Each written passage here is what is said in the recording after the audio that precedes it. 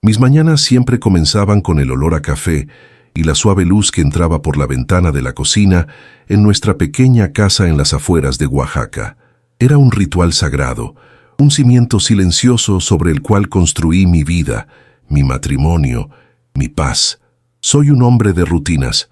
Me despierto a las 5, preparo el café, leo un poco mientras el día clarea y entonces comienzo mi trabajo en el taller de carpintería en la parte de atrás. Cada pieza de madera que lijaba y unía era un reflejo de la vida que creía tener, sólida, bien ensamblada, hecha para durar. Sofía era la melodía que llenaba los espacios de mi rutina silenciosa, o al menos solía serlo. Recuerdo el sonido de su risa resonando por la casa, una risa que parecía tener el poder de hacer que las flores de nuestro pequeño jardín se abrieran un poco más. Ella era el color, la espontaneidad, la fe vibrante que contrastaba con mi devoción tranquila y práctica. Yo veía a Dios en la veta de una madera, en la satisfacción de un trabajo bien hecho.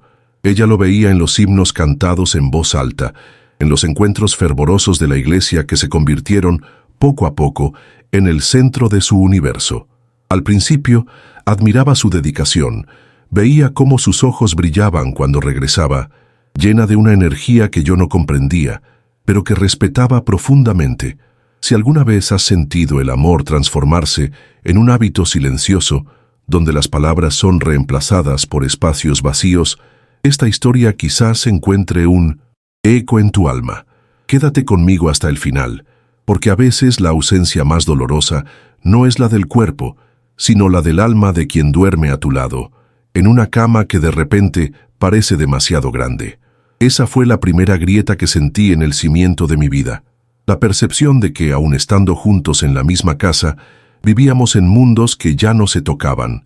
La distancia comenzó de forma sutil, casi imperceptible, como una corriente de aire frío que se infiltra por una rendija.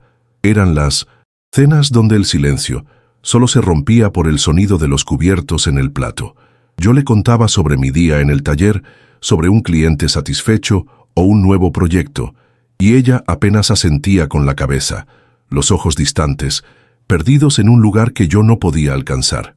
Su móvil, antes arrojado de cualquier manera sobre la mesa, ahora reposaba siempre con la pantalla hacia abajo, un pequeño portón cerrado a un mundo que no era el mío. Notaba los pequeños cambios que, sumados, formaban un abismo. La ropa nueva que compraba, no para salir conmigo, sino para sus encuentros en la iglesia. Eran vestidos un poco más ajustados, perfumes un poco más dulces que los que usaba en nuestra vida de a dos. Me sentía un tonto por fijarme, un hombre mezquino por dar importancia a detalles tan pequeños. Intentaba convencerme de que era solo mi imaginación, el cansancio del trabajo, la monotonía de los años que desgasta cualquier pasión. Pero en el fondo, una voz calmada y terrible susurraba que algo estaba fundamentalmente mal.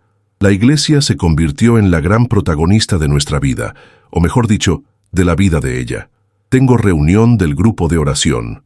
Voy a ayudar en la organización del evento de caridad. Hoy el culto termina más tarde. Las excusas eran siempre nobles, irrefutables. ¿Cómo podría yo cuestionar la fe? ¿Cómo podría decir que la echaba de menos cuando ella estaba, supuestamente, en la casa de Dios? Sería un sacrilegio, una prueba de mi propia falta de espiritualidad. Entonces me callaba, me tragaba la soledad con el café frío que quedaba en la jarra y la esperaba llegar. Ella regresaba tarde, con un brillo febril en los ojos y una sonrisa vaga.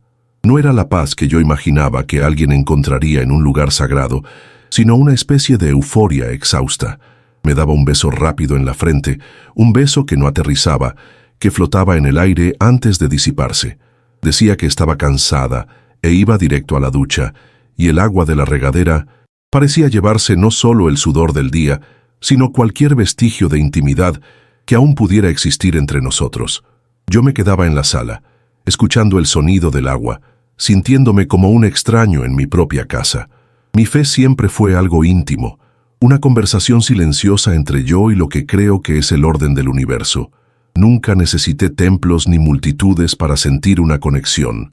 Mi iglesia era el taller, mi altar era el banco de trabajo, Mis oraciones eran los movimientos precisos de mis herramientas. Creía que nuestro matrimonio estaba construido sobre esa misma base de respeto mutuo por las diferencias del otro. Pero ahora, su fe parecía ser un arma, un escudo que usaba para mantenerme a distancia, un lugar sagrado donde yo no era bienvenido. Comencé a sentirme invisible. Yo cocinaba su comida favorita y ella apenas tocaba el plato, diciendo que ya había comido algo allá en la iglesia.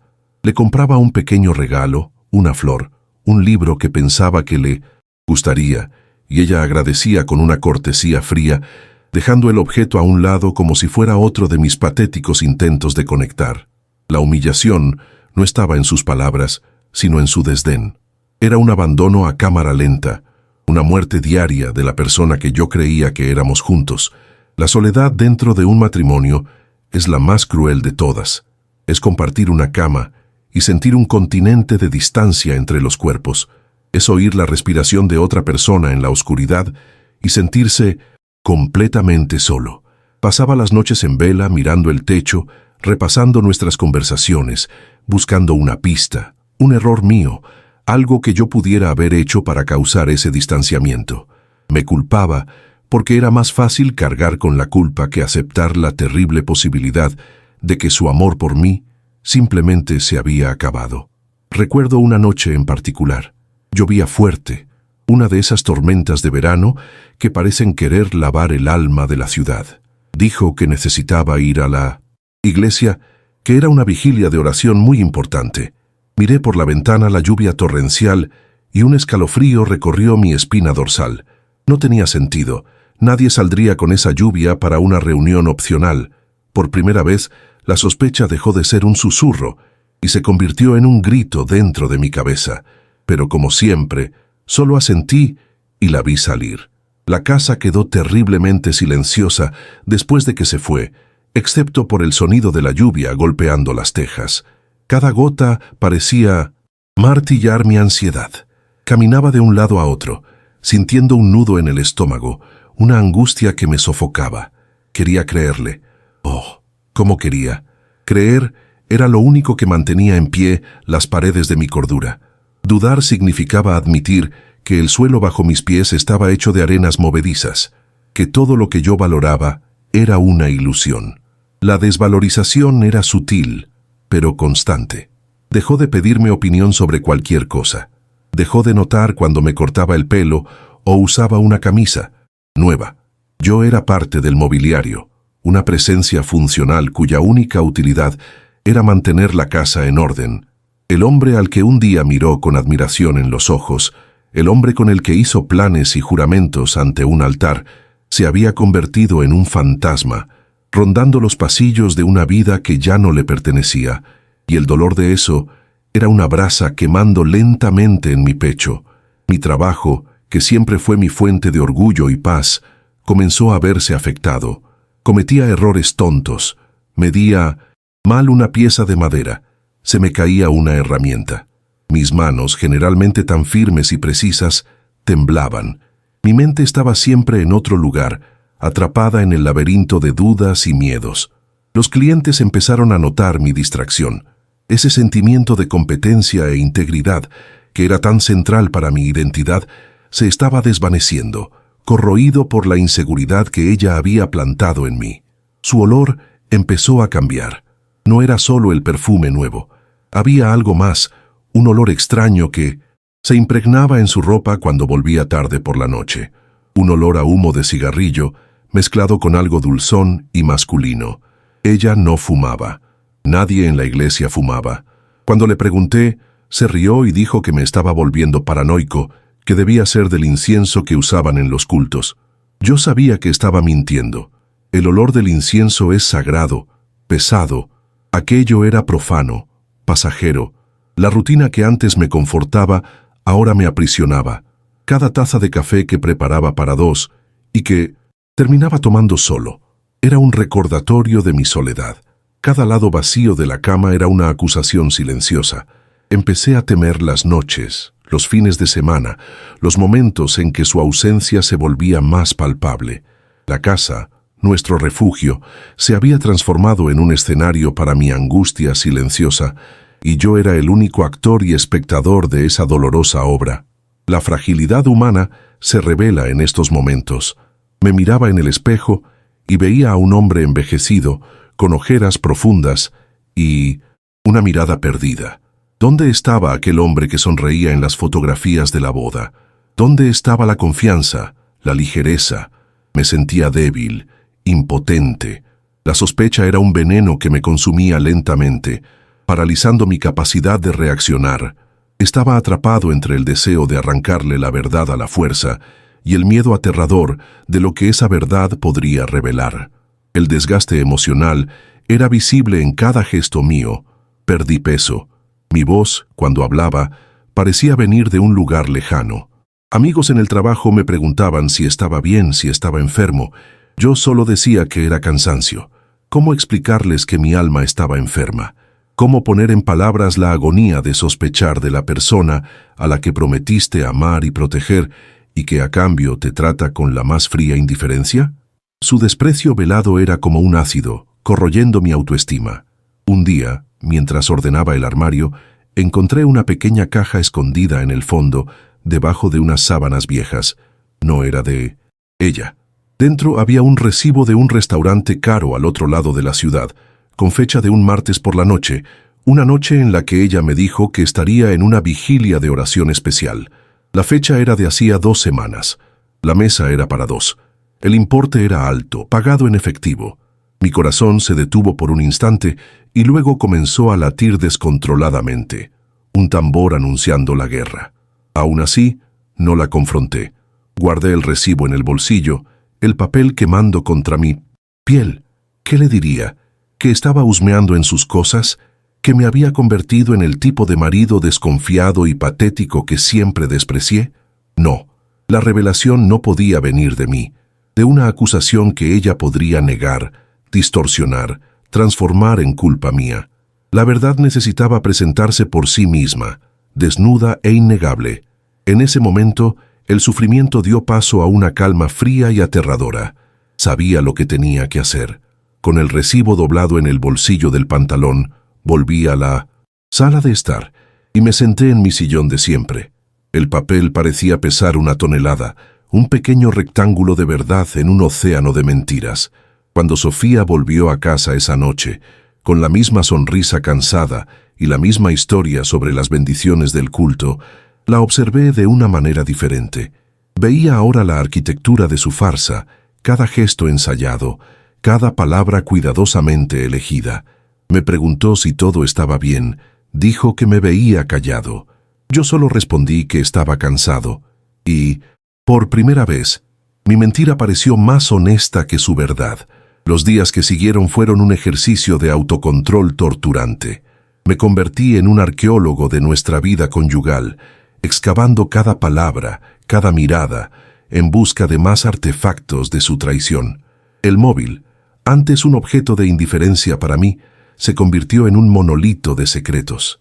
Notaba cómo lo agarraba cuando yo entraba en la habitación, cómo sonreía a la pantalla cuando creía que yo no estaba mirando.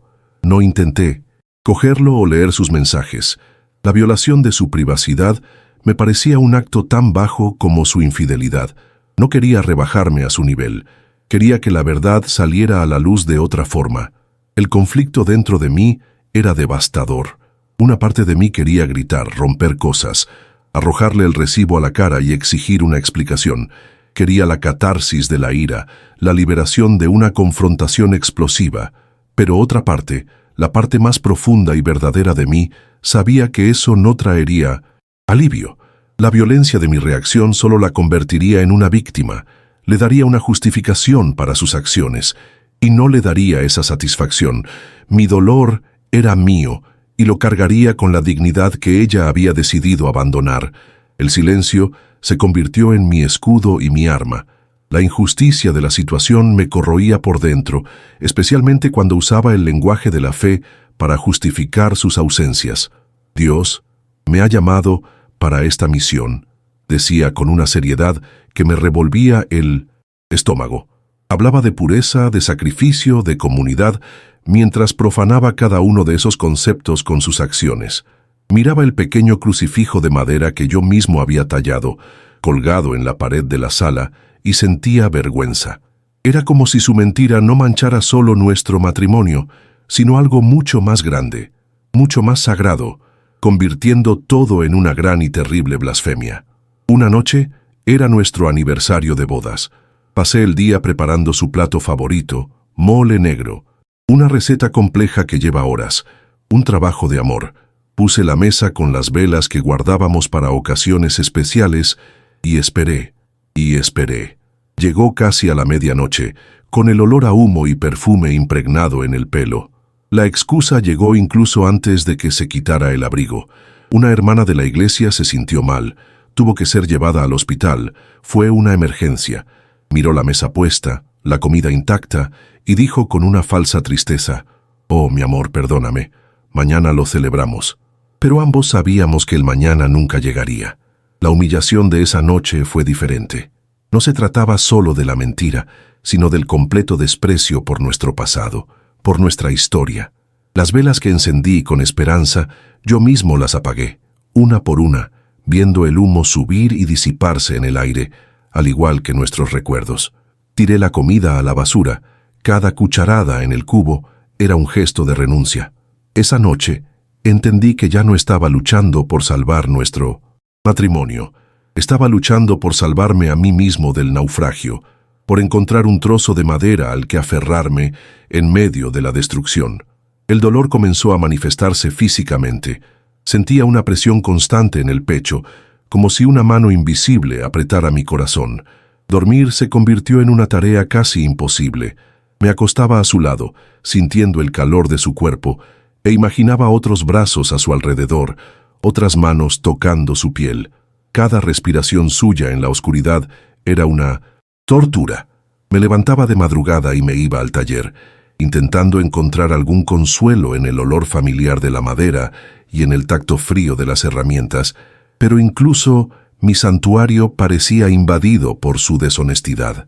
El mundo exterior continuaba como si nada hubiera pasado, y esa normalidad era enloquecedora. Los vecinos nos saludaban con sonrisas, los amigos preguntaban por nosotros, como si fuéramos una entidad única y feliz.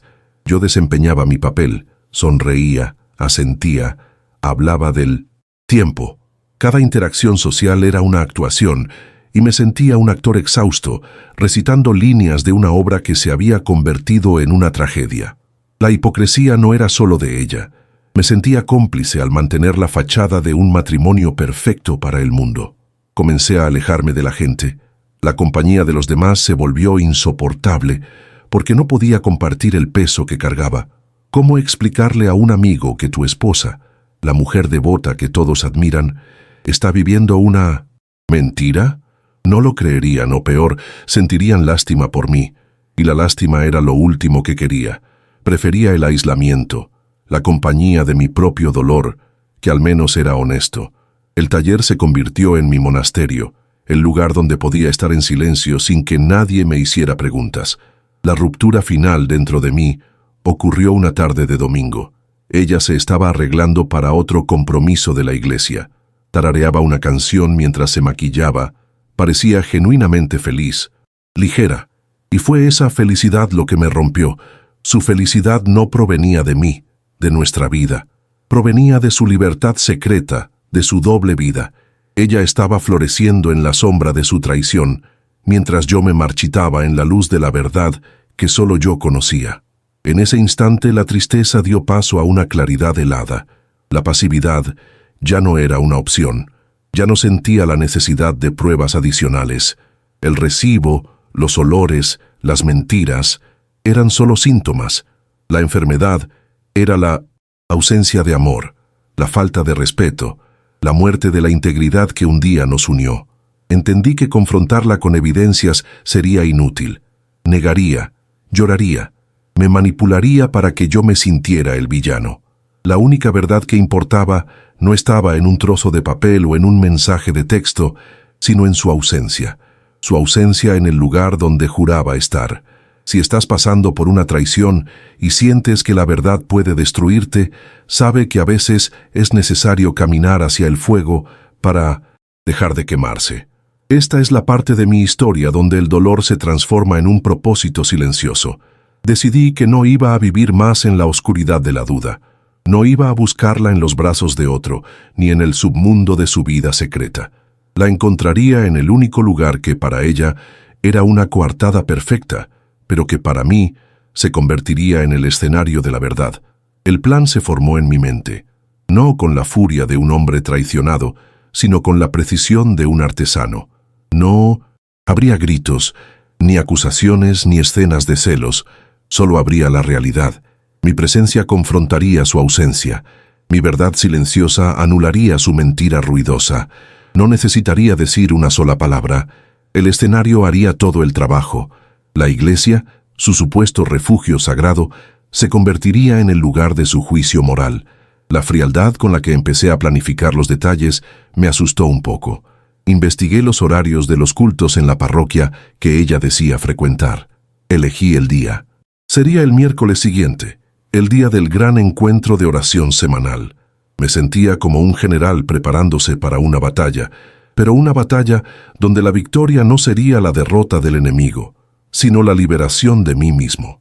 La guerra no era contra ella, era por mi propia alma, por mi dignidad. La espera de ese día fue la más larga de mi vida. Actuaba con normalidad, o lo más normal que podía. Desayunaba con ella, le preguntaba por su día, escuchaba sus historias sobre la iglesia con una atención impasible. Por dentro, era un torbellino de emociones contenidas, miedo, ira, una tristeza profunda y, extrañamente, una pizca de esperanza. Esperanza no de una reconciliación, sino de un final para la angustia, para la incertidumbre, para la vida suspendida que estaba viviendo.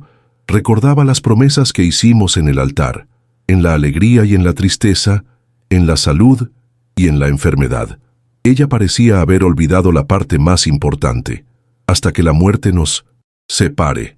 Y de alguna manera la muerte ya había llegado, no la muerte física, sino la muerte de la confianza, del respeto, de la complicidad.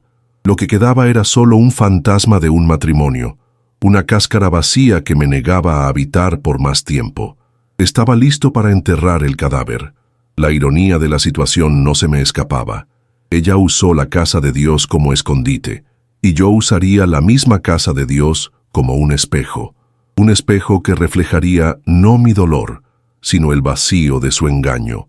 Se vería forzada a enfrentarse a sí misma, a confrontar la distancia entre la mujer devota que fingía ser y la persona que realmente era. Y esa confrontación, lo sabía, sería más devastadora que cualquier acusación que yo pudiera hacer.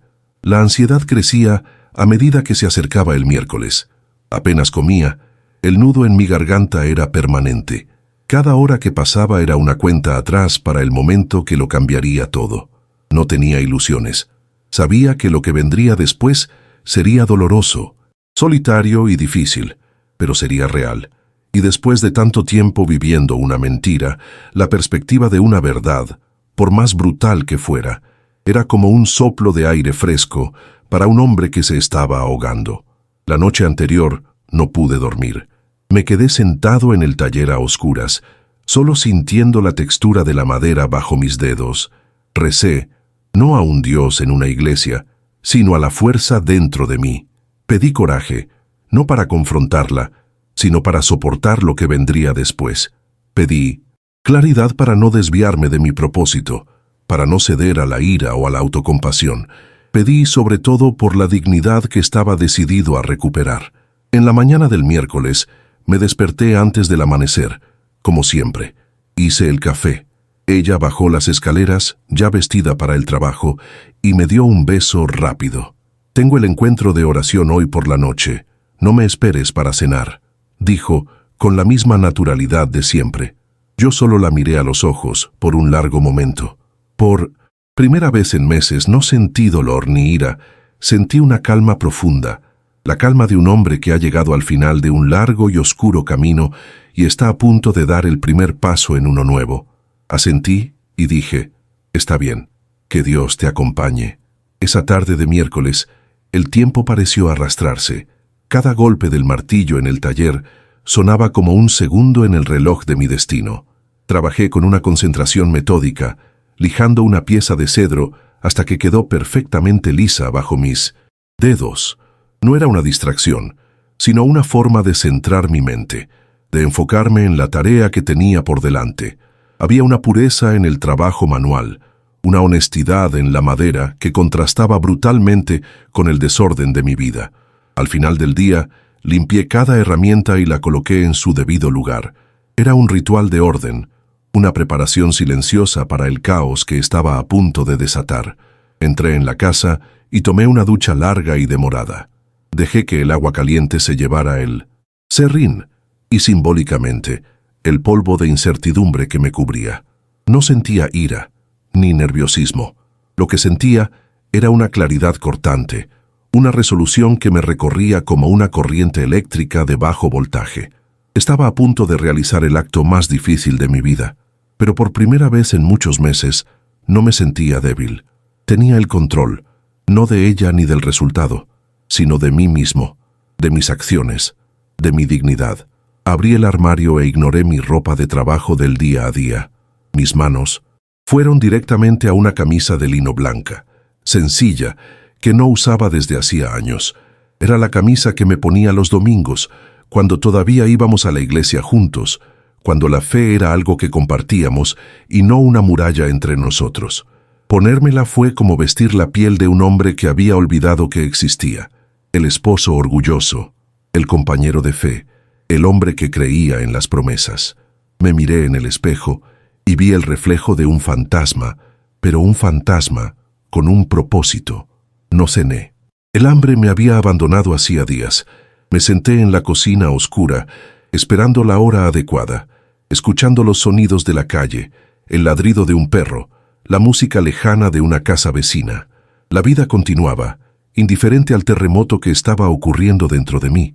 Cuando el reloj marcó las 7:30, la hora en que su encuentro de oración supuestamente comenzaba, me levanté, cogí mis llaves, mi cartera.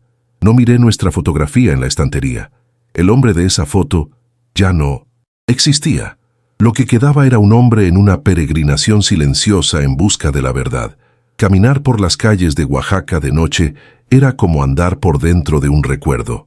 El olor a maíz asado de un puesto en la esquina, el sonido de las conversaciones animadas saliendo de los cafés, la luz amarillenta de las farolas danzando sobre las piedras del pavimento. Todo era familiar, pero parecía pertenecer a otra vida. Recordé caminar por esas mismas calles con Sofía, de la mano, riendo de alguna broma tonta. El recuerdo no me trajo dolor, solo una melancolía distante, como si estuviera viendo una película sobre la vida de otra persona. La iglesia estaba en una plaza tranquila, un poco alejada del centro turístico. A medida que me acercaba, mi corazón comenzó a latir un poco más fuerte, no de miedo, sino de anticipación. Esperaba ver luces, oír cánticos, ver gente entrando y saliendo, pero la plaza estaba silenciosa. La fachada de la iglesia estaba sumergida en la penumbra, con solo una luz débil proveniente de una de las ventanas laterales. No había señal de un gran encuentro de oración, no había señal de vida. En ese momento, la sospecha se solidificó en certeza, fría y pesada como una piedra en mi estómago. Empujé la pesada puerta de madera. Chirrió y el sonido resonó por el interior vasto y vacío. Solo había unas pocas luces encendidas cerca del altar, dejando el resto de la nave en una oscuridad solemne. Un olor a cera de vela e incienso viejo flotaba en el aire. Una señora anciana rezaba en uno de los primeros bancos, y un sacristán barría el suelo lentamente cerca de la sacristía. Era una escena de quietud, de paz nocturna, una escena completamente incompatible con la historia vibrante que Sofía me contaba todos los miércoles. El silencio era la prueba. Mis pies me llevaron automáticamente al banco donde solíamos sentarnos, en medio del lado derecho. Me senté en el lugar de siempre, sintiendo la madera fría y lisa bajo mis manos. El lugar a mi lado estaba dolorosamente vacío. Cerré los ojos por un momento y casi pude sentir el calor de su cuerpo junto al mío, oír el susurro de su voz cantando un himno desafinado. El recuerdo era tan vívido que me cortó como un trozo de cristal. Abrí los ojos. El banco seguía vacío. La realidad era implacable. Fue entonces cuando cogí el móvil. Mis manos no temblaban. Mi pulgar se movió con una calma quirúrgica sobre la pantalla. Abrí nuestra conversación. El último mensaje era de ella, de esa mañana. Que tengas un buen día, mi amor. Abrí un nuevo mensaje. Las palabras se formaron en mi mente, simples, directas, innegables. No había acusación, ni ira, ni súplica. Solo un hecho, una declaración de presencia que exponía su ausencia. Dijiste que estarías en la iglesia. Yo también he venido, estoy aquí. Leí la frase 2-3 veces. Cada palabra era un clavo en el ataúd de nuestro matrimonio. Era el fin. Lo sabía. Con un movimiento final y deliberado, presioné el botón de enviar. El pequeño sonido que hizo el teléfono al enviar el mensaje pareció un disparo en el silencio de la iglesia. La pequeña notificación de entregado apareció bajo la burbuja de texto, y fue suficiente. Inmediatamente guardé el móvil en el bolsillo. No esperé la respuesta. No esperé los 3 puntos que indicarían que estaba escribiendo una excusa frenética. Me negué a participar en el drama que seguiría. Mi parte estaba hecha. Había presentado la verdad. Lo que ella hiciera con ella, a partir de ese momento, ya no era mi problema. El poder no estaba en oír su confesión, sino en no necesitarla más. Me levanté del banco. El sacristán dejó de barrer por un momento y me miró con curiosidad. Yo solo asentí con la cabeza en un gesto de respeto y me di la vuelta. Caminé de regreso por el pasillo central, mis pasos resonando de nuevo en el silencio. Cada paso era un paso lejos de ella, lejos de la mentira que había definido mi vida por tanto tiempo. Cada paso era un paso hacia mí mismo. Al salir de la iglesia, el aire de la noche pareció más fresco, más limpio. Respiré hondo, llenando mis pulmones. No sentí el alivio que quizás esperaba, ni la alegría de la venganza. Lo que sentí fue un vacío inmenso, una tristeza profunda por la pérdida no solo de mi esposa, sino de la vida que creía tener. Pero bajo esa tristeza había una corriente subterránea de algo nuevo, fuerza, la fuerza de haber enfrentado la verdad sin desmoronarme. Imaginé el momento en que leyó el mensaje, la sangre desapareciendo de su rostro, el pánico helado en sus ojos, la mentira deshaciéndose en sus manos como cenizas. Donde quiera que estuviera, con quien quiera que estuviera, en ese preciso segundo, la iglesia vacía donde yo estaba se volvió más real para ella que el lugar donde su cuerpo se encontraba. La obligué a confrontarse con el abismo moral de sus acciones, usando el propio escenario de su farsa como espejo. No sentí placer en su caída, solo una resignación sombría. El amor que un día sentí por ella se había transformado en algo irreconocible, una mezcla de lástima y distancia. Se había convertido en una extraña para mí, y esa noche, finalmente, lo acepté. El proceso de duelo por mi matrimonio no estaba comenzando ahora. Ya llevaba ocurriendo en silencio durante meses. Aquella noche fue solo la declaración oficial de la muerte. Mi camino de regreso a casa fue diferente. Ya no estaba perdido en recuerdos. Estaba presente, observando la ciudad, la gente, sintiendo el suelo bajo mis pies. Había una sensación de ligereza, como si hubiera dejado un peso enorme atrás, en el banco frío de esa iglesia, el peso de la duda, de la sospecha, de la vana esperanza. Ahora, solo quedaba el peso de la verdad, y era un peso que podía cargar. No corrí a casa, ansioso por ver el resultado de mi acto. Caminé despacio, posponiendo deliberadamente el momento de llegar. La casa ya no era un hogar al que anhelaba volver. Era solo una estructura de ladrillos y mortero, el escenario de una vida que había terminado. Sabía que ella no estaría allí cuando llegara. No tendría el coraje de enfrentarme. Todavía no. La revelación final no fue ruidosa. No hubo una escena dramática, una confrontación televisada. Fue un clic silencioso de un mensaje enviado en una iglesia vacía, un acto de autoafirmación tan silencioso como la fe que siempre practiqué. Y en ese silencio encontré mi voz, una voz que no necesitaba gritar para ser escuchada, porque hablaba el lenguaje innegable de la verdad. Al llegar a Cintu, nuestra calle, vi que la casa estaba a oscuras. Ninguna luz encendida. Su ausencia era ahora un hecho, ya no una sospecha. Me detuve al otro lado de la calle y miré la fachada de la casa que había construido con tanto amor y esperanza. Parecía más pequeña, más frágil bajo la luz de la luna. Un mausoleo para un amor que estaba muerto y enterrado. Finalmente, crucé la calle, saqué mi llave y la introduje en la cerradura. El clic de la puerta al abrirse sonó definitivo. Al entrar, la oscuridad y el silencio me recibieron. Pero era un silencio diferente. Ya no era el silencio de la soledad y la espera. Era el silencio del fin. El silencio que viene después de que pasa la tormenta, cuando todo lo que queda es la quietud de la devastación y la difícil tarea de empezar a reconstruir. Esa primera noche no dormí en nuestra cama. El vacío a mi lado era una presencia física, un abismo frío que no podía soportar. Arrastré una manta al sofá de la sala y me quedé allí, en la oscuridad, escuchando los ruidos nocturnos de la casa. Cada crujido de la madera, cada susurro del viento afuera, parecía amplificar el silencio dejado por ella. No fue una noche de lágrimas. La tristeza era demasiado profunda para eso. Fue una noche de vigilia, un largo y silencioso adiós a 15 años de una vida que, ahora entendía, había sido en parte una ilusión. Al día siguiente, comencé la tarea de desmontar nuestro pasado. Abrí el armario y empecé a sacar su ropa, una por una. Doblé cada prenda con un cuidado, metódico, casi irreverente. No había ira en mis gestos, solo una necesidad de borrar su presencia física para poder empezar a lidiar con su ausencia emocional. Lo puse todo en cajas de cartón, sus perfumes, sus zapatos, los pequeños adornos que guardaba en la cómoda. En pocas horas, la habitación parecía la de un hotel, impersonal, anónima, sin historia. Y por primera vez, respiré hondo sin sentir su olor en el aire. Pasaron 2 días en completo silencio. Entonces, el móvil comenzó a vibrar. Una avalancha de mensajes. Primero la confusión. ¿Dónde estás? ¿Qué ha pasado? Luego la ira. ¿Cómo pudiste hacerme esto? ¿Humillarme?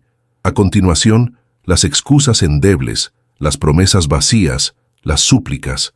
Leí cada mensaje, no como un marido traicionado, sino como un observador distante, viendo las palabras de una persona que ya no reconocía. No sentí nada más que un cansancio profundo. No respondí a ninguno de ellos. Simplemente borré la conversación y luego bloqueé su número. La reconstrucción de mi vida comenzó con pequeñas cosas. Cambié los muebles de la sala del lugar, rompiendo la geografía familiar de nuestra antigua cotidianidad. Traje a la casa una mecedora que había hecho, una pieza de jacarandá de la que me enorgullecía, y la coloqué en el lugar donde ella solía sentarse a ver la televisión. Cociné para mí, platos sencillos pero sabrosos. Comía en el porche, escuchando el sonido de los pájaros, redescubriendo el placer de mi propia compañía. Cada pequeño acto era una declaración de independencia, un ladrillo en la reconstrucción de mi autonomía. Volví a dedicarme a mi trabajo con una pasión renovada. El taller se convirtió, más que nunca, en mi refugio y mi santuario. El olor de la madera, la precisión requerida por las herramientas, la satisfacción de crear algo bello y funcional con mis propias manos, todo eso me curaba. Empecé a trabajar en un proyecto personal, un armario tallado, increíblemente complejo. Cada detalle, cada ensamblaje, cada curva exigía mi total atención, no dejando espacio en mi mente para la amargura o la autocompasión. Mi trabajo salvó mi alma. Semanas después, apareció. Yo estaba en el taller, lijando la puerta del armario, cuando su sombra bloqueó la luz de la entrada. Estaba más delgada, con ojeras que el maquillaje no podía ocultar. El brillo febril de sus ojos se había apagado, reemplazado por una desesperación opaca. Comenzó a hablar, un torrente de palabras, de excusas, de culpas arrojadas sobre mí, sobre el otro, sobre el mundo. Yo seguí lijando. El movimiento de vaivén de mi mano constante, rítmico. La escuché en silencio, sin interrumpir. Cuando el flujo de sus palabras finalmente se secó y se quedó allí, esperando una reacción, una pelea, una lágrima, cualquier cosa. Detuve mi trabajo.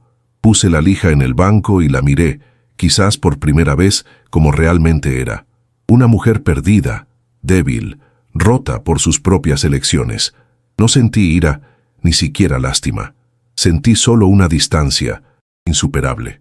«Deseo que encuentres tu paz, Sofía», dije con voz calmada, «pero ya no está aquí en esta casa, no conmigo». Ella pareció marchitarse, como si mis palabras hubieran retirado el último aliento de esperanza que la sostenía. Esperaba un drama, una explosión que le permitiera sentirse una víctima, pero mi calma la desarmó por completo. Abrió la boca para decir algo más, pero desistió. No había nada más que decir. No la eché. Simplemente me di la vuelta y cogí la lija de nuevo. Volviendo a mi trabajo. El sonido de la madera siendo lijada fue mi respuesta final, el punto final de nuestra historia. Se quedó parada por un momento y luego se fue. No la vi salir. La vida continuó, como siempre lo hace. Los meses pasaron. Las estaciones cambiaron. El dolor agudo de la traición se transformó en una cicatriz, de esas que uno olvida que tiene hasta que un día, por casualidad, la toca y recuerda lo que la causó.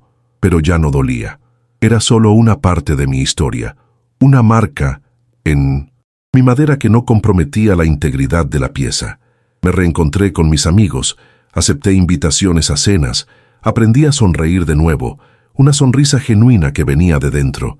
No me convertí en un hombre amargado o desconfiado. La traición de Sofía no destruyó mi capacidad de creer en la bondad o en la integridad, solo me enseñó a encontrarlas primero en mí mismo. Mi fe silenciosa se profundizó. No necesitaba una iglesia para conectar con lo divino. Lo encontraba en la honestidad de un ángulo recto, en la belleza de la veta de un nogal, en la dignidad de un día de trabajo bien hecho. Yo era mi propio templo, y mi integridad era mi única oración. Hoy, la casa ya no parece vacía, parece llena, llena de mi paz, de mi música, de mis proyectos. El silencio que antes me oprimía ahora es un compañero bienvenido, un espacio para pensar, para crear, para simplemente ser. A veces me encuentro pensando en ella, pero no con nostalgia o ira. Pienso en ella como en alguien que conocí hace mucho tiempo en otra vida, un recuerdo lejano que ya no tiene poder sobre mi presente.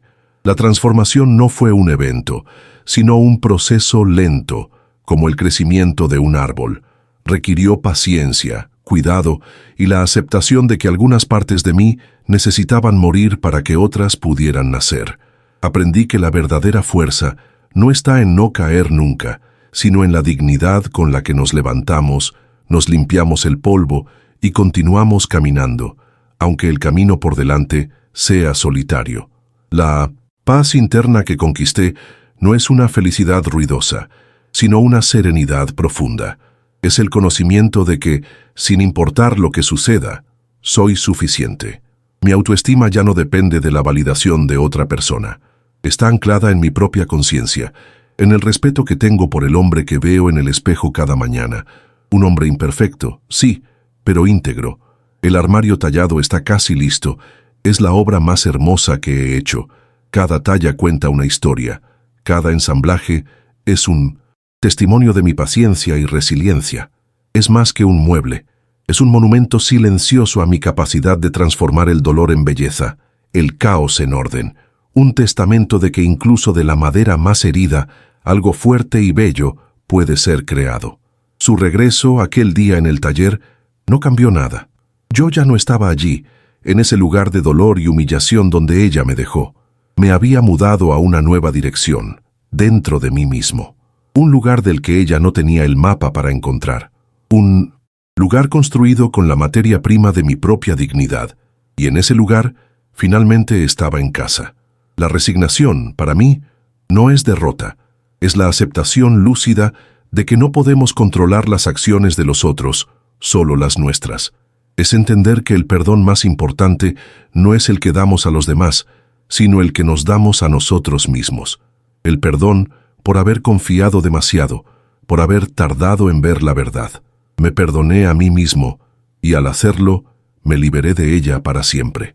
La dignidad no está en la venganza, sino en la retirada, en negarse a participar en un juego cuyas reglas son la deshonestidad y la falta de respeto.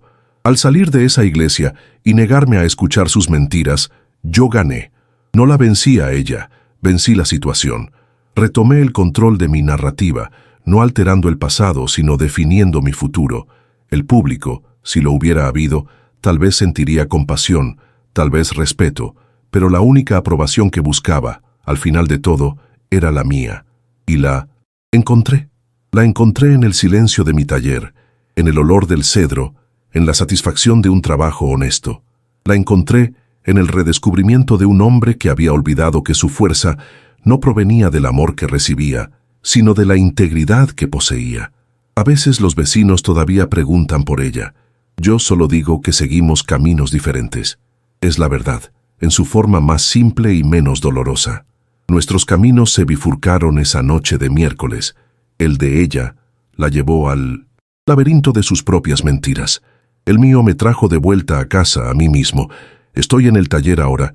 La luz del atardecer entra por la ventana, dorando el serrín que flota en el aire. Paso la mano sobre la superficie del armario que estoy terminando, sintiendo la textura de la madera, el calor del trabajo. Estoy solo, pero no me siento solitario. Mi historia no es sobre cómo el amor se acaba, sino sobre cómo un hombre se reencuentra cuando todo lo que amaba se desmorona. Ella intentó romperme, sin saber que un artesano no teme a la madera partida. Él sabe que es en las grietas donde a veces se encuentra la veta más hermosa.